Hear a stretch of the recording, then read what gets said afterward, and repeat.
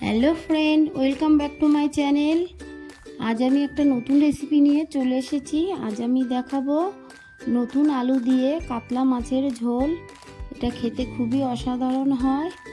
আমি গ্যাসে একটা কড়া বসিয়ে দিলাম। কড়াটা গরম হয়ে গেলে এর মধ্যে দিয়ে দিলাম সর্ষের তেল।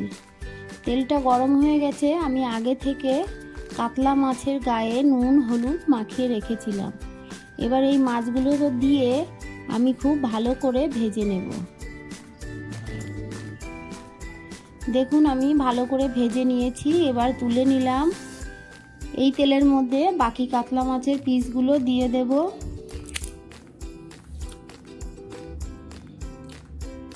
বাকি মাছগুলোকেও আমি একইভাবে একটু ভালো করে ভেজে নেব।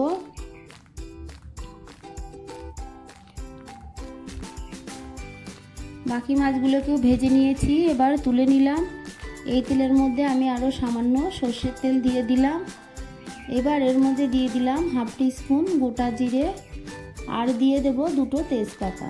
ফোড়নটাকে কয়েক সেকেন্ড একটু ভেজে নেব। এবার এর মধ্যে দিয়ে দেব একটা কুচানো পেঁয়াজ। আমি একটা মিডিয়াম সাইজের কুচানো পেঁয়াজ এর মধ্যে দিয়ে দিলাম।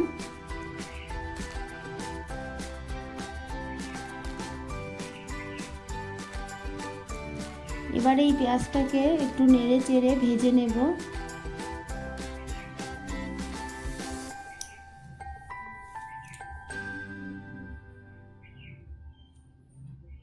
এবার এর মধ্যে দিয়ে দেব একটা কুচানো টমেটো। এবার টমেটো পেঁয়াজটাকে খুব ভালো করে নেড়ে চেড়ে ভেজে নেব। এর মধ্যে আমি দিয়ে দিলাম চেরা কাঁচা লঙ্কা। ঝালটা আপনারা আপনাদের পরিমাণ মতো দেবেন। এবার এই ঝালটাকে টমেটোটাকে সব একসঙ্গে ভালো করে নেড়ে চেড়ে ভেজে নেব।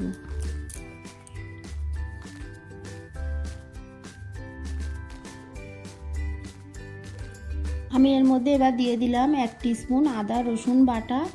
এখানে রসুনের পরিমাণটা আমি কম দিয়েছি, আদার পরিমাণটা বেশি দিয়েছি। আপনারা যদি রসুন বেশি ভালোবাসেন তাহলে আদা রসুন সমান সমান দেবেন। দিয়ে দিলাম সামান্য লবণ। দিয়ে ভালো করে নেড়ে চেড়ে মশলাটাকে কষিয়ে নেব। যতক্ষণ আদা রসুনের কাঁচা গন্ধ থাকে ততক্ষণ নেড়ে নেব। এবার এর মধ্যে সামান্য জল দিয়ে দিলাম। জলটা দিয়ে এর মধ্যে দিয়ে দেব 1 টিস্পুন জিরে গুঁড়ো। জিরে গুঁড়োটা দিয়ে একটু নেড়ে নেব। এবার এর মধ্যে দিয়ে দেব হাফ টিস্পুন লাল লঙ্কার গুঁড়ো। আপনারা লাল লঙ্কার গুঁড়ো না খেলে আপনারা এর বদলে কাঁচা লঙ্কা একটু বেশি করে দিয়ে দেবেন। আর দিয়ে দিলাম হাফ টিস্পুন ধনে গুঁড়ো। ধনে গুঁড়োটাকে দিয়ে আবারও একটু নেড়ে চেড়ে আমি মশলাটাকে কষিয়ে নিচ্ছি। তারপর সবশেষে এখানে দিয়ে দেব হাফ টিস্পুন কাশ্মীরি লঙ্কার গুঁড়ো। এটা দিলে ঝাল হবে না, কালারের জন্য আমি দিলাম।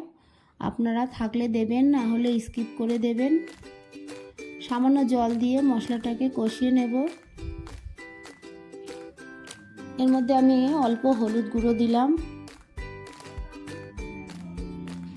এবার দেখুন আমি আগে থেকে নতুন আলু সিদ্ধ করে দুফাল করে কেটেছি। আপনারা আপনাদের পছন্দ মতন কাটবেন। এর মধ্যে আমি একটু হলুদ গুঁড়ো দিলাম আর হলুদ গুঁড়োটাকে দিয়ে ভালো করে নেড়ে চেড়ে নেব।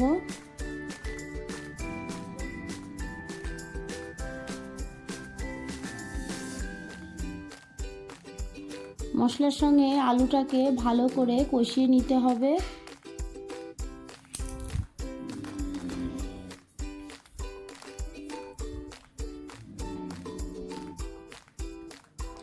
খুব ভালো করে আলুটাকে কষিয়ে নিয়ে এবার এর মধ্যে দিয়ে দিলাম 1 টিস্পুন লবণ। লবণটাকে দিয়ে আরও কিছুক্ষণ আমি কষিয়ে নিলাম। এবার এর মধ্যে দিয়ে দেব পরিমাণ মতো জল। জলটা আপনারা আপনাদের পরিমাণ মতো দেবেন। আপনারা যতটা গ্রেভি রাখতে চান সেই অনুযায়ী জলটা দেবেন। জলটা দিয়ে এবার আমি একটা ঢাকা দিয়ে কয়েক মিনিট রেখে দেব। ঢাকাটা দিয়ে আমি কয়েক মিনিট রেখে ঢাকাটা তুলে নিলাম। দেখুন তরকারিটা ফুটে উঠেছে। আমি খুন্তি দিয়ে একটু নেড়ে চেড়ে দেব।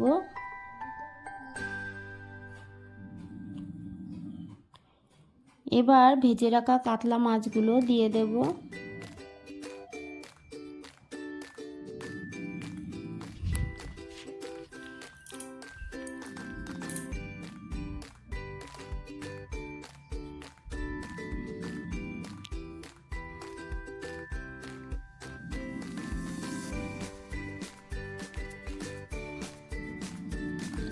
কাতলা মাছগুলোকে দিয়ে আমি আবারও ঢাকা দিয়ে কিছুক্ষণ রেখে দেব। আপনারা এইভাবে বাড়িতে একবার নতুন আলু দিয়ে কাতলা মাছের ঝোল খেয়ে দেখবেন, খেতে অসাধারণ হয়। আমি ঢাকাটা তুলে দিয়ে আবার একটু হালকা করে নেড়ে দেব।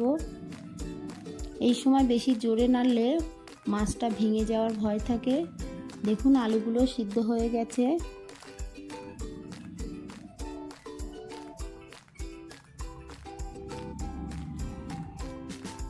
এর মধ্যে আমি আরও হাফ টিস্পুন লবণ দিলাম, লবণটা কম হয়ে গেছিল।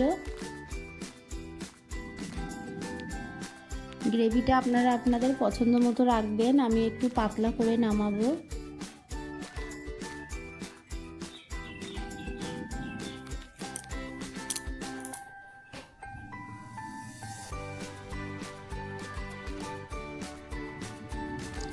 এবার কিছুক্ষণ আমি ভালো করে ফুটিয়ে নিচ্ছি। এবার এর মধ্যে আমি দিয়ে দেব সানরাইজের শাহি গরম মশলা। আপনারা চাইলে গোটা গরম মশলাও গুঁড়ো করে দিতে পারবেন। আর আপনারা যদি চিনি খেতে ভালোবাসেন তাহলে এর মধ্যে সামান্য চিনি দিয়ে দেবেন। রান্নাটা আমার হয়ে গেছে, আমি গ্যাসের ফ্লেমটাকে অফ করে দেব। আমার এই রেসিপি আপনাদের যদি ভালো লাগে প্লিজ আমার চ্যানেলটিকে সাবস্ক্রাইব করে পাশে থাকা বেল আইকনটি ক্লিক করে দেবেন, তাহলে আমার নতুন ভিডিও আপনাদের কাছে পৌঁছে যাবে। আর একটা লাইক করতে ভুলবেন না। পুরো ভিডিওটা দেখার জন্য সবাইকে জানাই অসংখ্য ধন্যবাদ। ভালো থাকবেন, সুস্থ থাকবেন।